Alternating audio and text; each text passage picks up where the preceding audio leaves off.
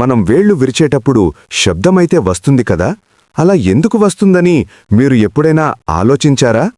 నేను చెప్తా, ఈ వీడియో లాస్ట్ వరకు చూడు. మన వేళ్ల జాయింట్ల మధ్య సైనోవియల్ ఫ్లూయిడ్ అనే ప్రత్యేక ద్రవం ఉంటుంది. ఇది జాయింట్స్కి లూబ్రికేషన్ ఇస్తూ ఘర్షణ తగ్గిస్తుంది. వేళ్లను గట్టిగా లాగితే లేదా మడిచినప్పుడు జాయింట్లో స్పేస్ అకస్మాత్తుగా పెరుగుతుంది. దాంతో సైనోవియల్ ఫ్లూయిడ్లో ఉన్న carbon dioxide, nitrogen, oxygen gases తక్షణమే బబుల్స్గా మారతాయి. ఆ బబుల్స్ పగిలే సమయంలో వచ్చే సౌండ్నే క్రాక్ లేదా పాప్ శబ్దం వస్తుంది. అంటే ఎముకలు రుద్దుకోవడం వల్ల కాదు, గ్యాస్ బుడగలు పగిలే శబ్దం వల్ల ఆ సౌండ్ వస్తుంది. మరి ఇది హానికరమా? అని చాలా ఎక్కువగా చేస్తే లిగమెంట్స్ సడలిపోవచ్చు, వేళ్లు వాడిపోయినట్టుగా అనిపించవచ్చు. మరో ఇంట్రెస్టింగ్ నిజమేమిటి అంటే, ఒకసారి శబ్దం చేసిన తర్వాత మళ్లీ వెంటనే శబ్దం రాదు కదా.